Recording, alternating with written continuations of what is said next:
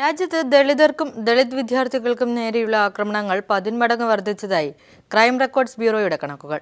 ദളിതർക്ക് നേരെയുള്ള കേന്ദ്ര സർക്കാർ ചൂഷണത്തിനെതിരെ രാജ്യവ്യാപക പ്രതിഷേധം നടത്തുമെന്ന് ദളിത് സംഘടനകൾ ദില്ലിയിൽ വ്യക്തമാക്കി. വിദ്യാഭ്യാസ സ്ഥാപനങ്ങളിൽ കേന്ദ്ര സർക്കാർ നടപ്പാക്കുന്ന കാവ്യവൽക്കരണത്തിലെ ഒടുവിലത്തെ ഇരയാണ് ഹൈദരാബാദ് യൂണിവേഴ്സിറ്റിയിലെ രോഹിത് വെമുല.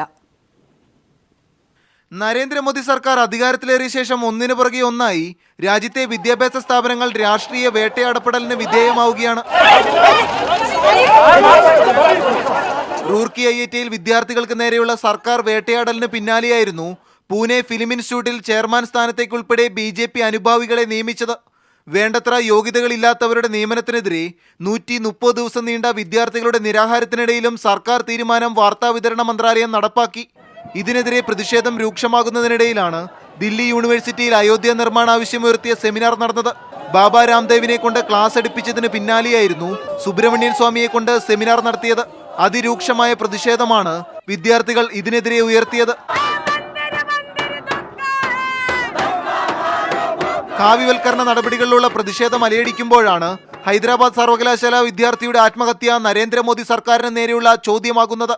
എല്ലാ പ്രതീക്ഷകളും പറ്റിയ ഗവേഷക വിദ്യാർത്ഥിയുടെ മൃതദേഹത്തിനോടും പോലീസ് നീതി കാണിച്ചില്ല.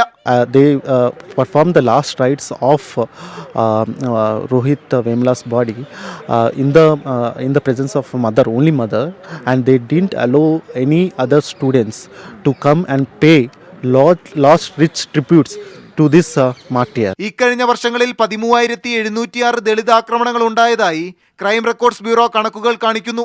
30% ആക്രമണത്തിന്റെ വർധനവാണ് ദളിത് വിദ്യാർത്ഥികൾക്ക് നേരെ ഉണ്ടായത്. 1047 കോടി രൂപയുടെ സ്കോളർഷിപ്പ് ദളിത് വിദ്യാർത്ഥികൾക്ക് സർക്കാർ നൽകിയിട്ടുമില്ല. ദളിതർക്ക് നേരെയുള്ള സർക്കാർ ചൂഷണത്തിനെതിരെ രാജ്യവ്യാപക പ്രതിഷേധം നടത്തുമെന്ന് വിവിധ ദളിത് സംഘടനകൾ ദില്ലിയിൽ അറിയിച്ചു. വിദ്യാഭ്യാസ സ്ഥാപനങ്ങളെ കായ്വൽക്കരിക്കുന്നതിന്റെ ഇരകൾ ഇക്കാലയളവിൽ വർദ്ധിച്ചു വരുന്നതായാണ് കണക്കുകൾ വ്യക്തമാക്കുന്നത്. Manushankar, news bureau, Delhi.